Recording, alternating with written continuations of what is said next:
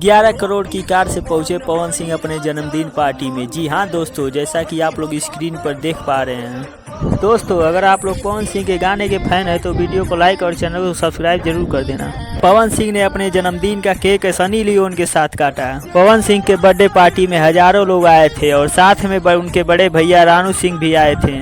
Power star Pawan Singh ने अपना जन्मदिन सनी लियोनी के साथ मनाया, क्योंकि सनी लियोनी के साथ उनका बहुत बड़ा गाना आने वाला है आज। हर साल पावर स्टार पवन सिंह अपने जन्मदिन के दिन यानी कि 5 जनवरी को धमाकेदार गाना रिलीज करते हैं। गाना रिलीज होते ही ट्रेंडिंग में चला जाता है, पब्लिक खूब पसंद करती है। और इस साल भी देखना होगा जो गाना पवन सिंह का आज रिलीज हो रहा है उसको पब्लिक कितना पसंद करती है। क्या जो सनी लियोनी के साथ गाना आ रहा है वो ट्रेंडिंग में जाएगा? पब्लिक उसे कितना पसंद करती है अब देखना होगा। दोस्तों, आप लोगों को क्या लगता है? अपना राय कमेंट में जरूर बताएं।